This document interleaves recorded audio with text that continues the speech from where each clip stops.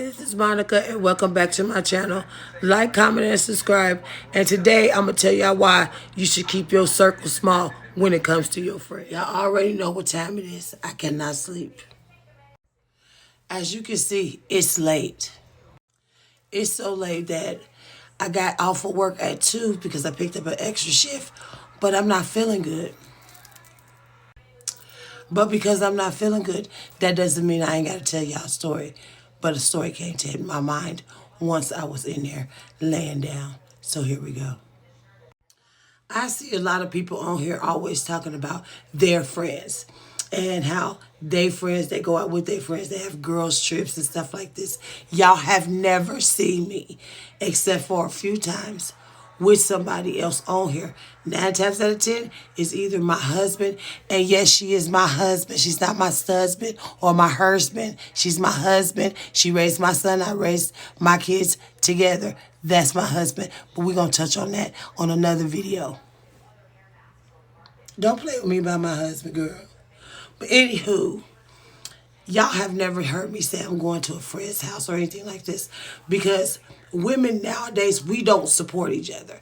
Even when I was younger, we didn't never support each other. Women always will either, we look at each other like what they got on this and that. Either we're going to top it or we're going to match it.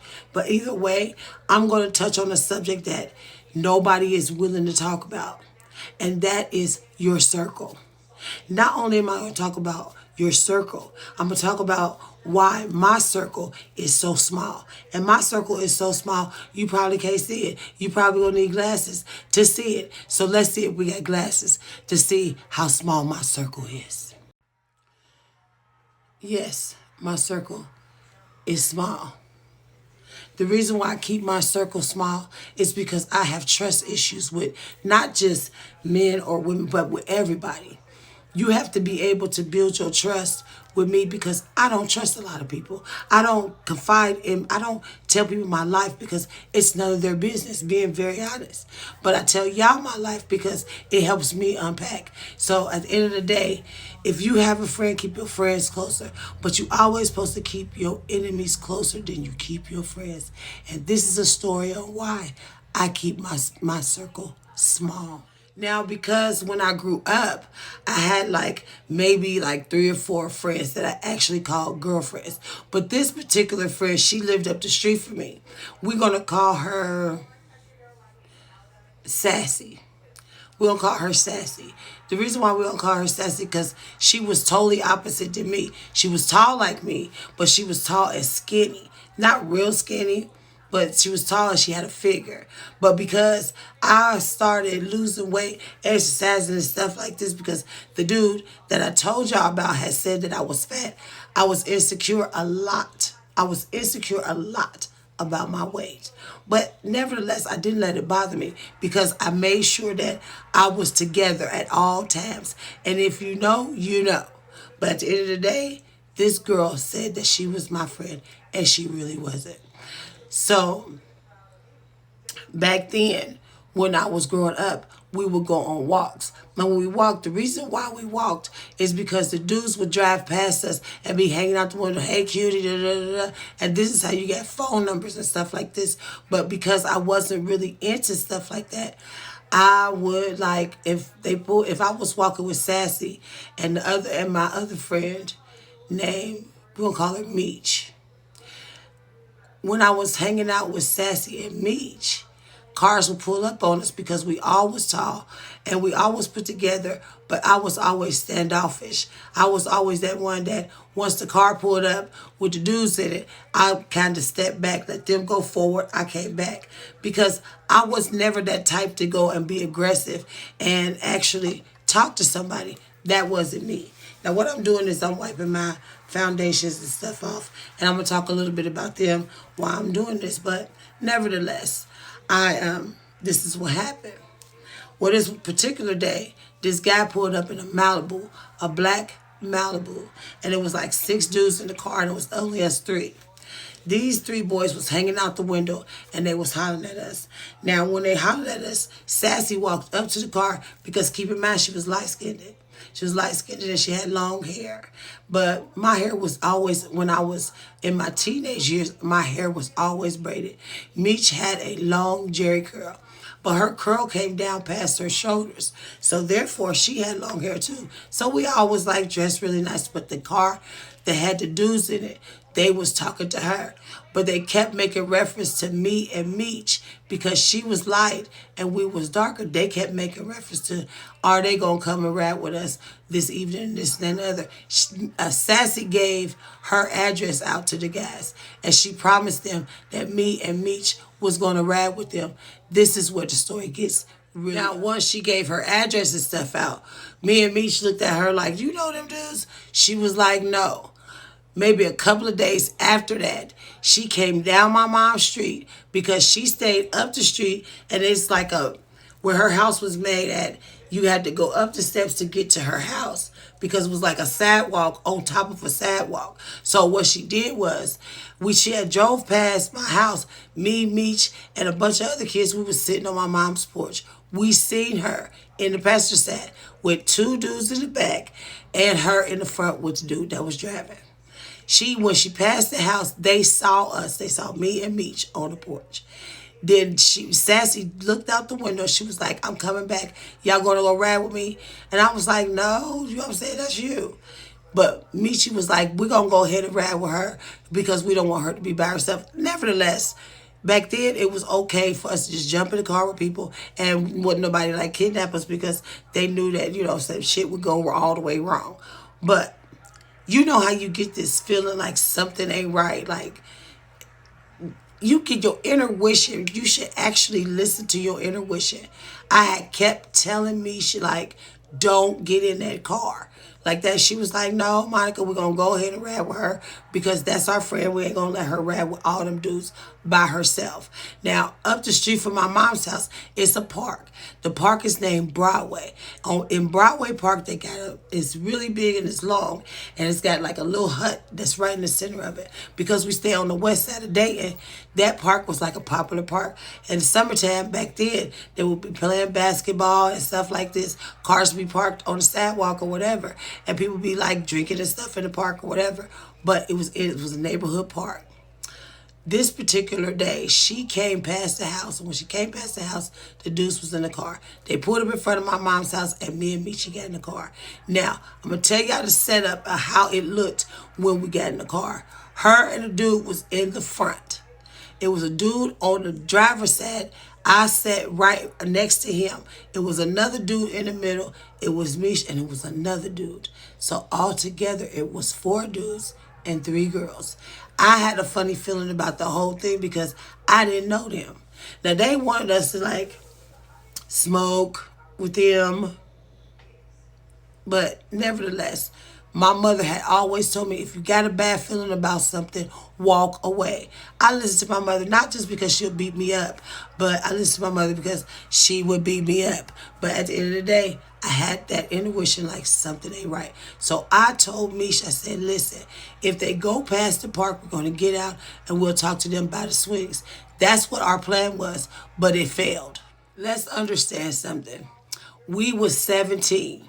These dudes was like 23 or older. They had no business. We had no business in the car with them. I should have listened to my intuition, but I did. Trying to be friends with my friends. You would think that your friends would not do stuff to cause you harm or embarrass you. But if they not your friends, they just not your friends. And if they do something wrong, cut them off. But this is what she had to do. We went to the park. When we got to the park, they had a bottle of gin. When they had a bottle of gin, I will never forget it. They kept trying to make me and Mishi drink the drink. We never drank it. Every time they passed it to us, we took a sip and we put it down. They was trying to get us drunk. But it was an abandoned house across the street from the park. That's where they had parked at. Now, we were standing outside the car, sitting in front of the bando. They took and they opened the door at the Bendo house. I told Mish then, I said, Mish, something ain't right about this. Mish even told Sassy, like, why are we going in this Bendo house? She was like, it's cool because, he don't want to be around a lot of people. He don't want people to see us out or whatever the case may be. If a dude don't want to show you off in the daylight, he shouldn't want to be with you in the dark. But that's a whole nother story with that one, okay? But anyway, she had to have promised the dude in the driver's seat and his friends that something would go on between me, Mishi, and them. Now keep in mind, it was four of them and it was three of us and this abandoned house that was across the street from Broadway Park. Now, I had kept telling them we should not go in there.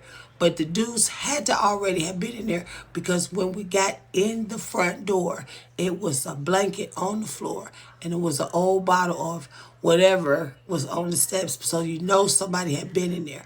But my thing was, why was that blanket on that floor? Immediately, Mary King popped in my head like, get out of there. But because I thought that Sassy was my friend, I didn't want to leave her, and Mish was uncomfortable. And you could tell that she was uncomfortable because she was fidgeting. But because I did not drink and I did not smoke with these people, these dudes, I was still clear-minded. I was still on top of it. I stayed by the door. Now, two of the dudes sat on the steps. When they sat on the steps, they started like adjusting themselves, with their clothes on, but they were still adjusting themselves while they was looking at us, but they were steadily drinking and they were steadily smoking. I'm still thinking like, we should not be in here. Sassy went upstairs with the driver in the Abendo house. I was like, oh my God. Now, keep in mind, when she went upstairs with the driver, that left the other three downstairs with me and Mish. So when they got upstairs, the dude approached Mish like, hey, y'all got to stand up there in the doorway. Why don't y'all come over here and lay down on the blanket? No. You know what I'm saying? I told Mishi, like, no, we're not going to do that. What we're going to do is we're going to sit on these steps. And I don't know what she called herself doing, but it's not going down this way. But because it was three of them and only two of us, where we were standing at, they approached us. When they approached us, they started like groping people. And they started pulling and tugging at stuff and pulling stuff out. So when they started pulling stuff out, me and Mishi was trying to get away from where they were. And I heard Mishi when she told him, like, we not getting ready to do this. I don't know what she got planned, but we not getting ready to do this. She was like, and plus, I, got menstrual cramps and this, and this. Come to find out, Sassy had told these dudes that we was going to have sex with them in this abandoned house, and we had no idea this was supposed to be our friend. This was supposed to be somebody that we grew up with, even though she wasn't in the close-knit friends that I had, but nevertheless, she grew up in my neighborhood. But I did not know that she was as active as she was. So when she was active with the dude upstairs, they thought that me and Mishi was going to do something with them in this abandoned house, but we didn't. Two dudes was on, when I say they were on her, they were on her. I kept telling her, like, move, me, just get to the door. Just let's get to the door. I started calling up the steps like, Sassy, it's time to go. It's time to go. I was like, I don't know what's going on here, but we got to get out of here. This dude, when I tell you, this dude grabbed me from the back. And when he grabbed me from the back, he pushed me up against the wall. He was behind me. And he was like all moving and stuff.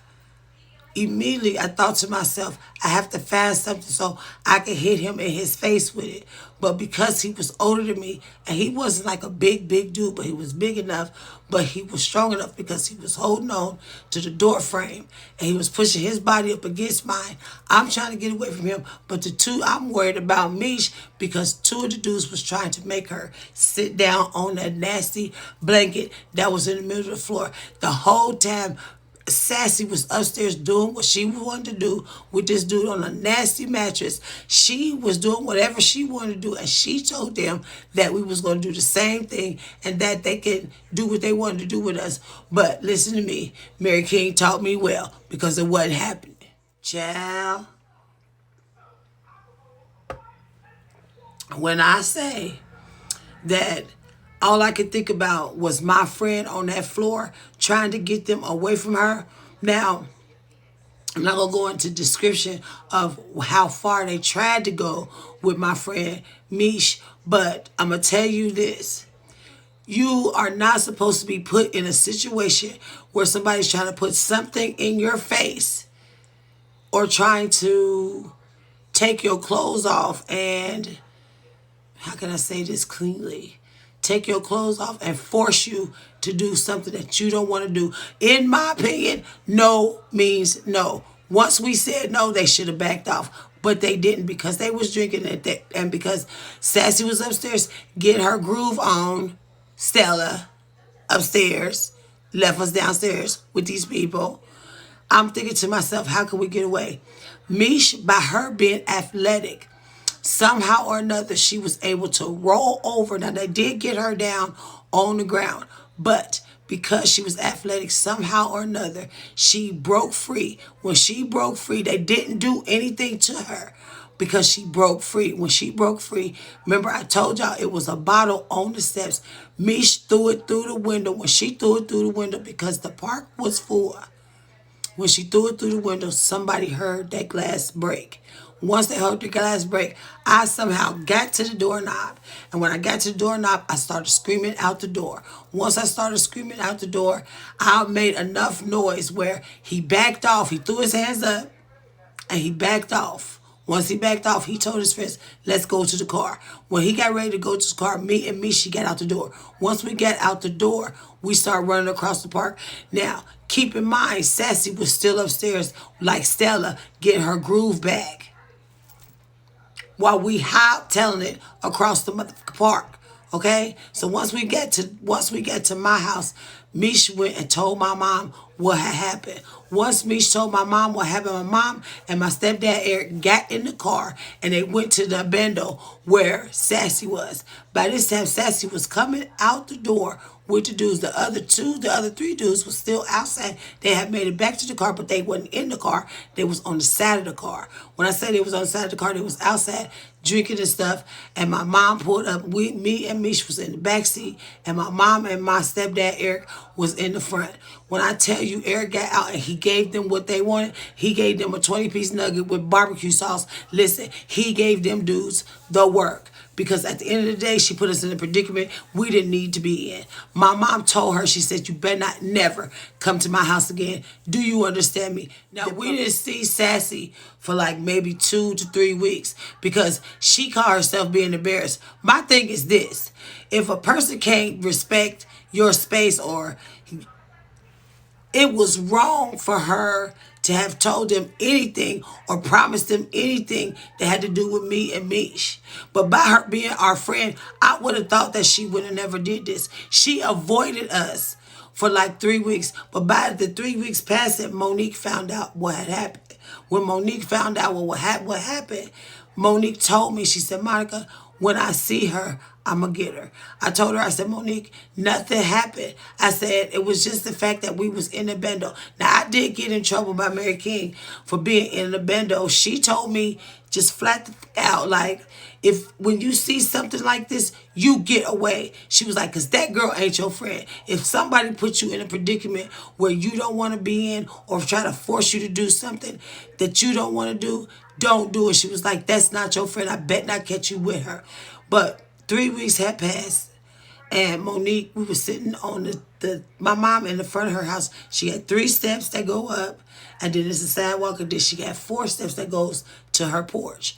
Me and Mish and Monique was standing right there in front of my mom's house when Sassy came walking down the street. Monique didn't say one word to her. When I say Monique ran across that street and she kicked her ass, she did. But when she kicked her ass, she told her, she was like, this is my little sister. I don't give a damn if she's bigger than me or not. She is still my little sister. You put her in a place where she didn't want to be. You tried to get her in a situation that was not hers. She was like, I bet not ever catch you. And she told me in front of her, I bet not never catch you with this girl. She was like, because if she didn't give a damn about herself, she didn't give a damn about you. This is the reason why I say you have to evaluate your circle. This is the reason why I have trust issues. This is the reason why I'm the way I am. Because at the end of the day, even though every now and again them dudes would drive past our house, they knew they was in the wrong. When they did it, they would blow the horn and stuff like this, being funny. But I didn't give a damn about that. It was just the simple fact that I could not get over that this was my friend. This was somebody that went to school with me. This was somebody that grew up in my neighborhood. This was somebody that I considered a friend. My whole thing is, how can you consider yourself a friend if you putting somebody in a predicament like that? You have to watch what your friend, they move different. They act different. At the end of the day, what about your friends? Now keep in mind, people all the time, when you see females or males or something like this with a whole gang of people, to me, 90% of that gang of people that these people are hanging out with is not their friends. A friend would never ever put you in a predicament that you don't want to be in. A friend would never make you feel like you're not worth it. A friend would never put you out there like you was a hoe. And I think that's what she did. So from that point on, I don't know if she was embarrassed or not, but she stopped speaking to me. I stopped speaking to her. Even at school, we would never talk about it. But have you ever been in a predicament where you see somebody and you feel like, damn, I don't understand. I don't know. Every time I seen her, I had this feeling like, I can't believe you. I can't believe that you did this. And even though she still to this day can't look me directly in my face, I think I have maybe have seen her since I've been grown like 3 times. But those 3 times that I seen her, it was a high and by, and that was it. The situation in the bando never came back up. But every time I seen that house, I got this feeling like, I don't know. I got this like really eerie feeling about it. But it took me a while. It took me a while to like trust somebody to get close to me from that point on. Because the groping and stuff I could not get past. But I think what hurt me the most is that I thought this girl was my friend. This is the reason why I keep my friends closer, but I keep my enemies closer than I keep my friends. Because this made me feel like even though they didn't do anything with us, it still made me feel like they went too far. So from that point on, I only had a circle this big. To this day, I can tell you that as far as a close friend, I have 3. As far as a best friend, I have 1. At the end of the day, I have a problem with trusting people. I have a problem with trusting people with my safety. I get an eerie feeling every now and again about it, but I don't worry about it because I know I got past it. But your friends is supposed to be your friends. And if they're not your friends, cut them off. So I'm glad that I got a chance to talk to y'all about this, and I'll see y'all in my next story. Bye.